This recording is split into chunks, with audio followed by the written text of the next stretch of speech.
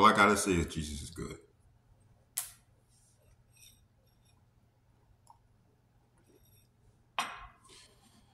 What I mean by that, I just got done watching a YouTube video. Now, just to mention, I was an expat in Mexico.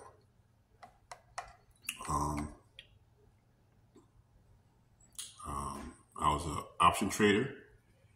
I traded stocks. I invested in Bitcoin as an income. And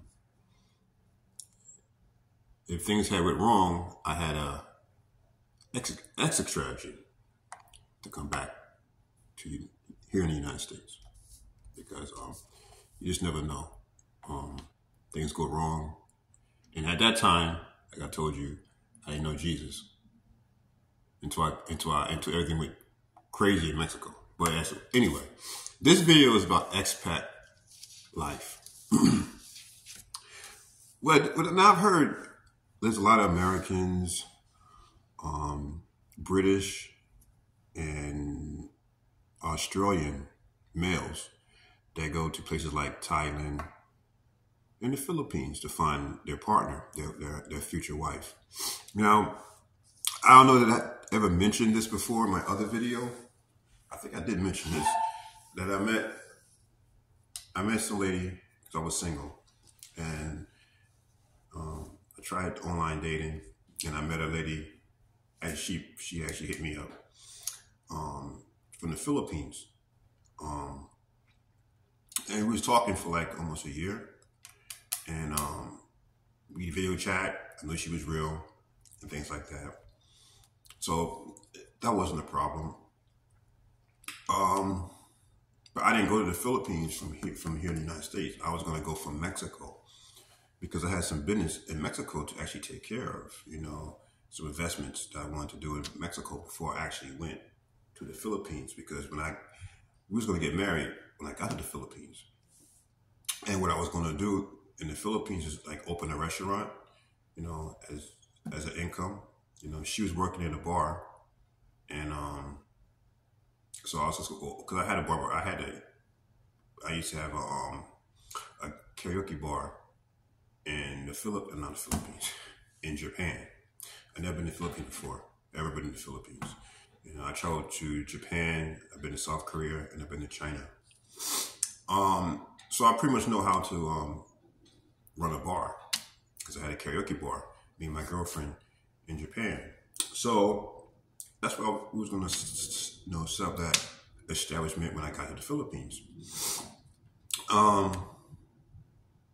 But now I'm hearing there's a lot of expats that are going to these countries and becoming homeless. And these are older men. Most men that go to the Philippines, especially Philippines, are looking for wives, and usually for some reason, I don't know why they're so old. They're usually never young guys. They're always like in their 60s, and most guys are retired looking for a young Filipino girl, which, I mean, I'm not criticizing about that, but it seems like when they get to the Philippines and they spend all their money in the Philippines and not have, now if they're retirees, they should have a check every month. But I guess, I don't know, it's because assets drinking, overspend, because there's a lot of people that go to Thailand, even though these countries are cheap, but keep in mind, you have to be responsible when you spend your money, because it's easy to blow through money, even in these kind of countries that are cheaper. And I think what happens is, these expats, when they go to these countries, because they're not used to things being so cheap, they just overdo things. And I've seen this in Mexico. Now, in Mexico, I had pretty much of a budget. I live in a coastal city called Puerto Vallarta. I had a nice view of the ocean, full view of the ocean. It was on a hill facing the ocean. It wasn't on the beach, but it was on the hill facing the ocean. And I paid around $1,200 a month. and it was a nice studio, um, which was to me was reasonable for that. You know, yeah, I could have got something cheaper. It wouldn't have been the best, but this was furnished, a furnished, a furnished unit. Everything's furnished. I didn't have to buy anything. It was almost like an Airbnb, but it wasn't. It was just a furnished one bedroom, or not even one bedroom. It was actually a studio. So it actually was great because I wasn't going to be there that long. I was going to only go be there for like 4 months or 3 months, but it became longer because of some things didn't go the way they were supposed to go down in Mexico. And I had to stay almost 8 months. The whole plan was to go to the Philippines after I stayed my 3 months in Mexico and go from Mexico directly to the Philippines. But as you know, things can always go for the other, go south, which it did. But yeah, being an expat sometimes it's not always easy. And when these guys make these videos about the expat life, they don't tell you what you need to know about being an expat. First of all, you always need to have, like I did, emergency funds to be able to get back to your country. Don't go to a country without having emergency funds. Have a fund set up just for a rainy day. If something goes wrong, your health, whatever goes on, I don't know, anything can happen. I've seen in Mexico, people go to Mexico, like I told you, people, you know, now even though rent is cheaper than here in the US, but you gotta be reasonable. Don't think you're gonna get a condo on the beach, facing the ocean like where I was, and it's gonna be $200-300 a month. No. You know, on these coastal resort areas, it's pretty expensive. Still cheaper than in the US, but the amenities that come with it, it can be almost the same. Like I looked on the website to rent a condo. Actually, it was a penthouse. It was right on the beach in my city, Puerto Vallarta. Guess how much it went? It went for one night. $5,000 USD, not pesos. So if you want high-end living, you can get high-end living, but it's going to cost. Don't think you're going to go to these countries and live it up, and it's not going to cost you. No.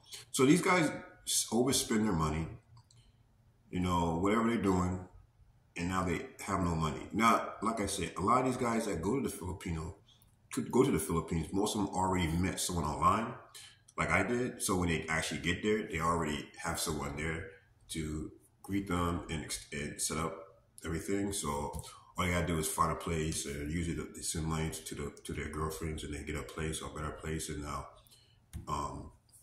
so when they get over there, it's all set up. But it seemed like a lot of expats, they don't understand the immigration laws either, and you gotta be careful who you. Now, Filipino women are the most kindest women you can ever find if you get the right one.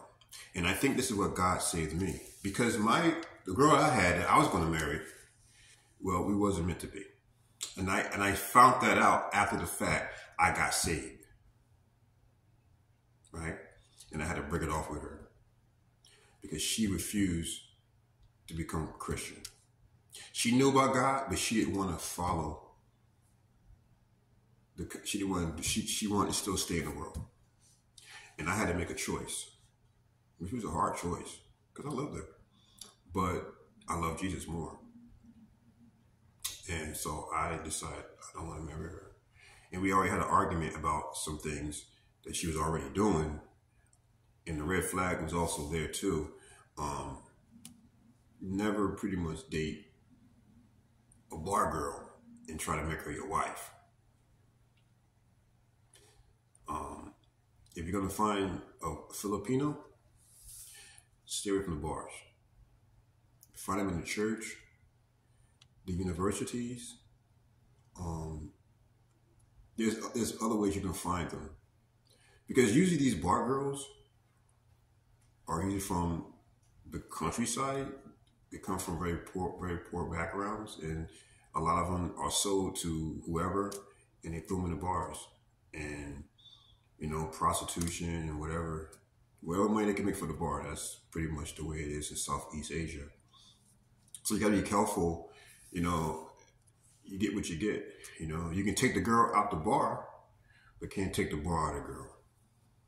A lot of them are already scarred. They've been abused.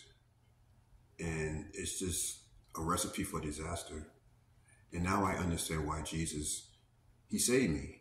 And it's funny because I just happened to go across this one YouTube channel.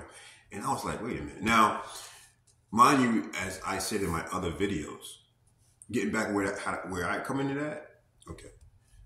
Well, as you know, why I'm back in New York is because things were bad in Mexico. And this is actually how I became Christian again. Because I told you in my other videos, I lost everything. I had put my money in an investment in Mexico, and it went south. I lost everything. And it was hard to get back.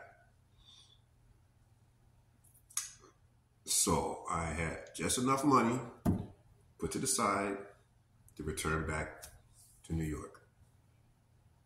Because if I had invested every dollar I had and then put money to the side, if something goes wrong, I would have been homeless in Mexico.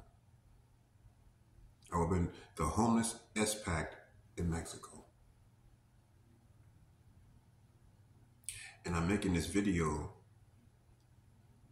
This is a Christian channel, I know, but it's kind of a mixture of everything, because these people was Christians too, and they go around, what they do is they go around giving food to the homeless expats in the Philippines, which is wonderful. But that's what I wanted to do actually too. I wanted to actually go to, well, my plan was to actually go to Indonesia and Malaysia and start ministry to help the homeless there. You know, this is what I want to do. Haven't got there yet, but you know, God hasn't really prepared me for that yet. But these guys that have been in the Philippines for years, what their job is, they're from America. They go out and give food to the expats that are stuck in the Philippines that can't get home, and they just ask for money. So, and like I said, this could have happened to me in Mexico if I didn't have that emergency fund to the side. And reason why it's funny, it was the Philippines, because my was going to be wife is from the Philippines.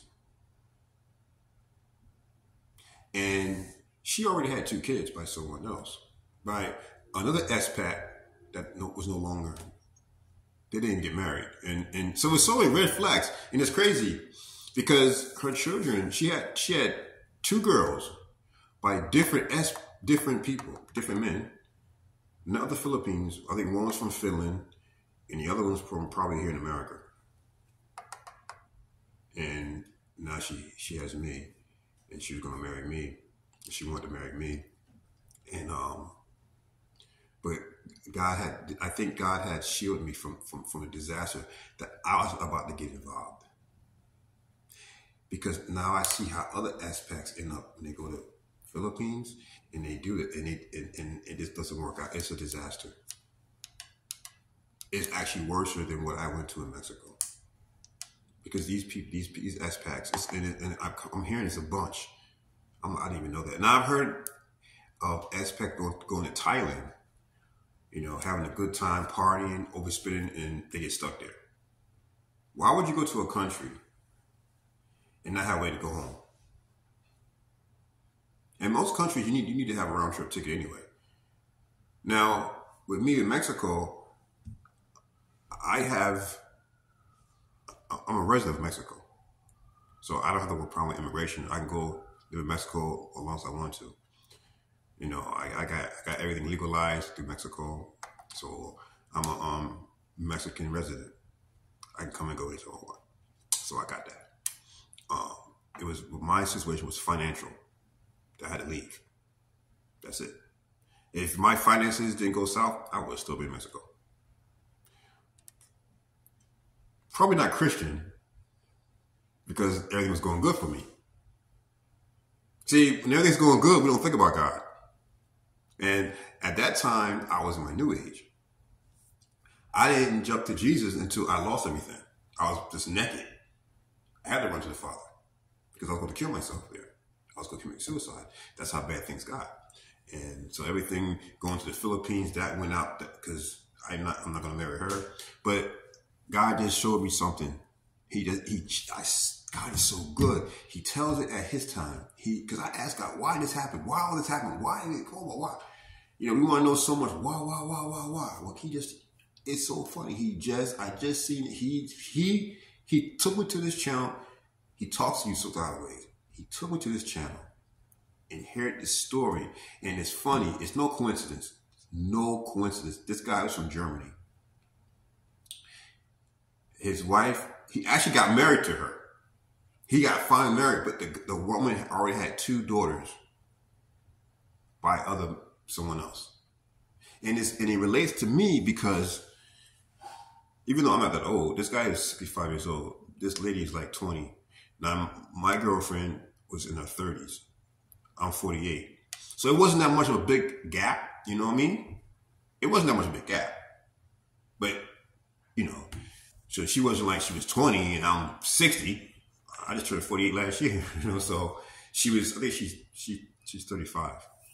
So, and, but it relates to me because, wow, that could have been me. Things could have went crazy.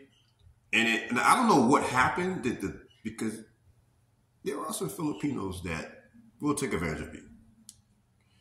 Like I said, if you don't meet the right one, they will take advantage of it. And when your money runs dry, they kick you out. You're out the door. And this happened to this expat. His money, wherever happened, he had invested in a restaurant, like I was going to do. He went out there, invested his money all in the restaurant. The restaurant went south. He had no more income. I don't know why he wasn't getting any pension or retirement money sent to him out there. And his wife don't want to do it no more. He's living on the streets, begging for money. And I'm making this video because how I believe that Jesus saved me from something like that happening. Because, listen, my to-be wife didn't want to be Christian. She had 2 daughters. I was going to do the same thing, open a restaurant for us to work in so we could all be together, have our own business so we can be together and help with the kids. And let's say that would have went down south. Because believe me, a lot of expats go to these countries and things don't work out the way. It's all lovey-dovey, long distance and everything until you get there. You know, you have to understand the culture too. Like, I know that Filipino women, they're very humble people. They're very good people. The most sweetest people. I used to work with them in Las Vegas. There's a lot of Filipinos in Las Vegas. And they're very loyal to their husbands. But you have some that are about money. You know, I didn't meet this person, but I know of a person that actually, which was kind of stupid. He was from the U.S. He sold his house. But he didn't even meet the girl face to face yet. He was just talking to her through WhatsApp, and he sold his house. Transferred all the money from the house that he sold, his house that he sold here in the U.S., sent the money to the Philippines for her to have a house built for all of them. And she already had kids for some other guy. And when the guy's like, I guess 60, he's old, like something. This girl was like 19 or 20, real young girl. I mean, like I said, yeah, you gotta be smart sometimes, you know. I mean, I understand you could be old, but come on, this woman is really young. So she's not really that mature yet. But anyway, so he sends all this, like, I think it was 400,000 USD, maybe something like that, to the Philippines. She had the house built from up, scratched up. And then when he gets to the Philippines, guess what happens? She has her boyfriend and her family living in the house. And told him she don't want him. After he left, he spent everything on that house. He sent everything to her to build a new house. Built the house, moved her family with another guy. And she told him that, I don't want nothing to do with you no more. Go home. And in the Philippines, as a foreigner, you don't have right to own property. It's one of those countries where you have to put it in your wife's name, the Filipino. You have no control over your property. Now you can, I think, I don't know, you can do something where you can put it in your wife's name that's Filipino and you can rent it, like, or rent from her. And if she passes away, like death or anything, you can inherit it from her like that. That's the only way you can own anything, because foreigners cannot own property in the Philippines. I don't know why it's like that, but that's actually something that I don't think I want to ever be involved in. If I can't own my own property and I have to put it in my wife's name, because you never know. Things might, like, you hear it all the time. You hear all these expats that go to the Philippines, they think it's going to be like heaven, and they get into arguments, and this doesn't work out, or things go wrong. So, no, I just want to make this video because it's funny because, you know, people always ask me, oh, how was it in Mexico? How is it being an expat? I say, well, it's challenging, but at the same time, it's an adventure. Like I said, if it was for me being an expat in Mexico, I would never be Christian. I would never would have came back to Jesus. It took some terrible thing to happen. I don't wish no one to go broke. But if that's what it takes to save your life, well, it's kind of worth it. You know, and that was my experience. But I love the country. The country, Mexico is beautiful. It's a beautiful country, beautiful people down there. Everything, the food is good. The food is more fresher. It's just a beautiful country. So being an expat can be fun, but could also be challenging and could definitely be a disaster if you don't plan appropriately, you know. So any of you guys that watch my channel, if you ever think about traveling somewhere to be an expat, make sure you have a disposable income. That's the most important thing. See, even though that I was going to do what I did, but I always going to make money online. You know, whether it's option trading stocks, option trading, or Bitcoin, you know. But it wasn't enough to pay for because I was looking for other investments to get other payouts that didn't worth nothing. It just went shoo. So yeah, but I always have emergency funds to return home. Because people say, well, let's go to your embassy. Well, here's the thing. A lot of countries will not pay for your plane ticket back home.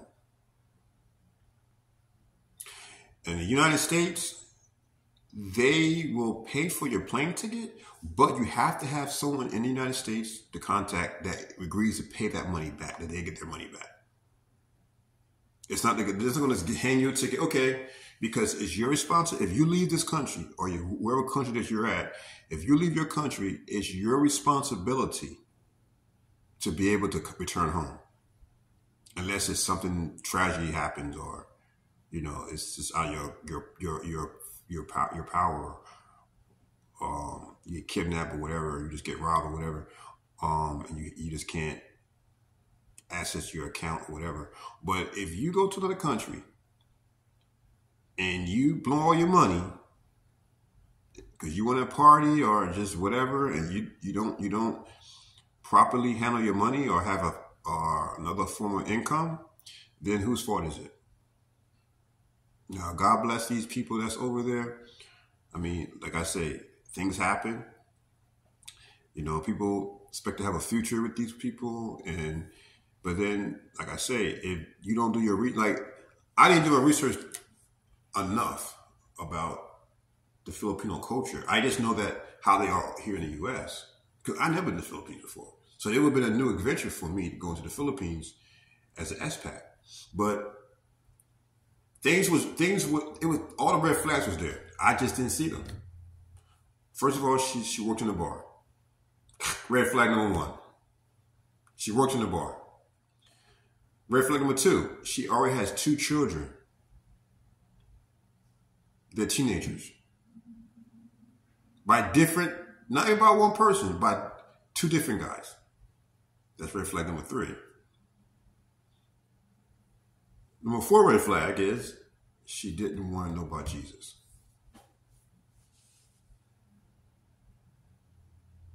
She didn't want to know about Jesus.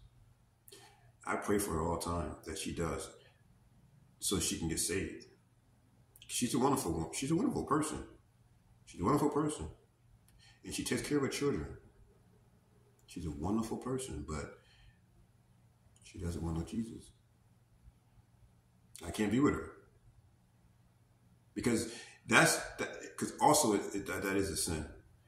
If, once you become a Christian, your partner has to be Christian. Because if not, it's called uneven yoke. I don't know what chapter it's in, but I read it. It's definitely in the Bible. I remember one of my Bible classes or studies that they was talking about, couples that are, or one that's Christian. If you're Christian, the person that you get involved with has to be Christian. Because it'd be and not saying that unless y'all both is, before you met before and you both become Christian, that's okay. But it's not saying that she can't become Christian, but it's very hard. It's going to be very hard to have her convert. It's just, you don't want to deal with that. And God is not okay with that. God is not okay.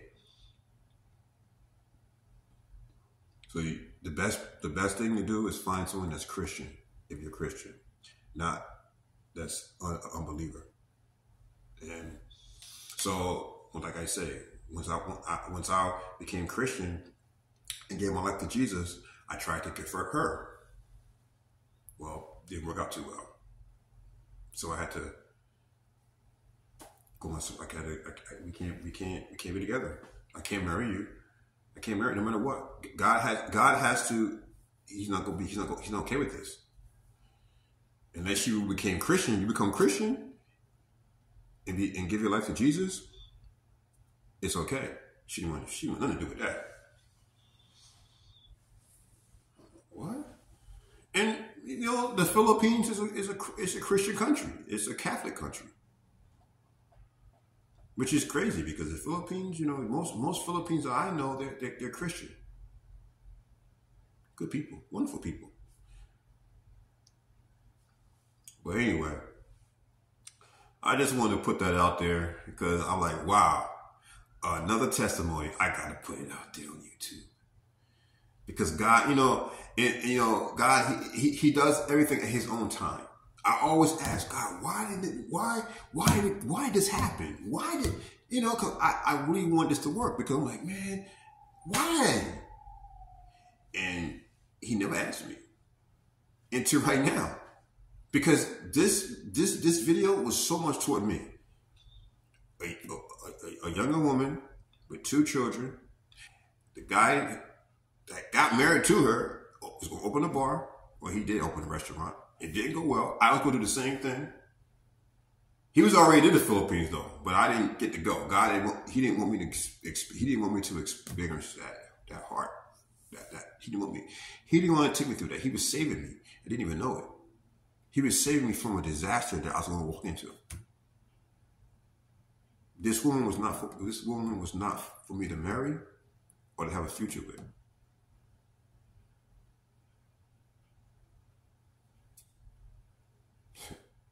Jesus, God, God's good. That's all I gotta say. This is a testimony. So you have to listen.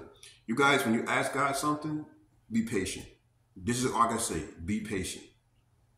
He asked me that. I tell you, I've been asking, why did this happen?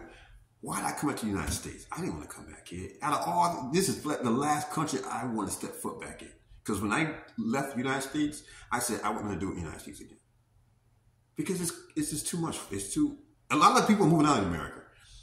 A lot of Americans are getting, at least the ones that are smart, are waking up to what this country is all about right now. Ever since the pandemic, you've been having a lot of Americans been getting second citizenships, like I did. And because Mexico, and the reason why I picked Mexico is because Mexico was the only country open during the pandemic. All the other countries was no movement. They wasn't letting you fly in or nothing. Mexico was the only country that didn't have any lockdowns. Can you believe that? And it wasn't that many deaths there. Yeah, this is no lie. Mexico was the only nation that was open to the world. You could fly to Mexico. It was the only country out of 100-some countries in the world. Only Mexico was the only country that was allowing people to come in there. That's how I got to Mexico. That's what, because I didn't want to stay stuck in America. And the things that goes on here is so people are waking up, and a lot of American citizens are finding life more cheaper, more better, abroad. And I'm not telling you what you should do. I'm not telling you just leave America. No. Here in New York, rent is sky high.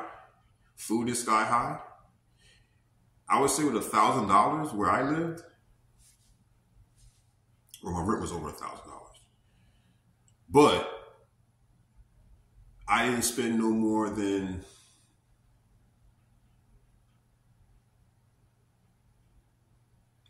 $1,500. I wasn't even spending $1,500 a month over there. Uber was cheap. I didn't even own a car. Ubers was cheap. Food super cheap. So my most expensive was my housing, my rent. Everything else was just dirt cheap. So you can easily live under $1,500 a month, easy under $1,500 a month in Mexico, easy. Well, try to do that here in New York.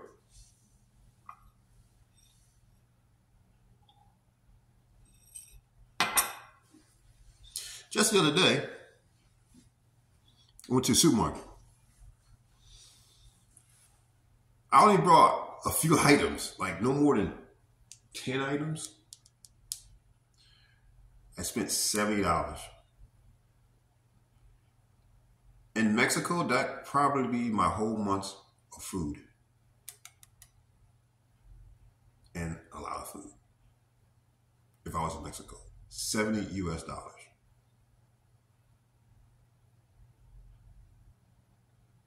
$70.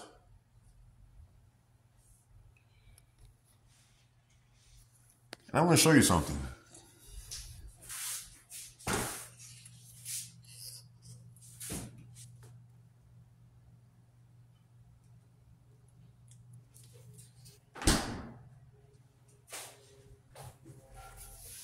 That's my fridge. Now, I live by myself. But the rent takes up all my money. I don't want you guys to feel sorry for me. I just want you to see how things are different from the US from abroad, depending on what country you go to. Mexico, this fridge would have been full. $70. I spend less than that in a month, and I don't eat that much. But I can fill this refrigerator with $20 US. This refrigerator, I can fill it up with 20, more than enough, with $20 US in Mexico. That's about, I don't know how many pesos that would be. But you can eat so cheap. That whole refrigerator, you see how my refrigerator is now. The guy's good. Okay. Just want to put that out there. You guys are my family. Yeah, God, he just showed me something. And I'm thankful. Because the worst thing is to be homeless in another country with no help.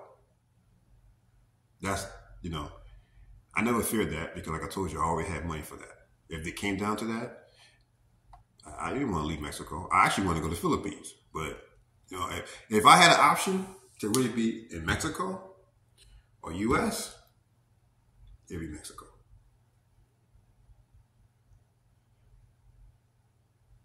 The people are warm, good-hearted people. Everything's... But anyway, I'll be back. You guys have a wonderful afternoon. God bless. I love you. Have a wonderful weekend. Be kind to one another. Goodbye.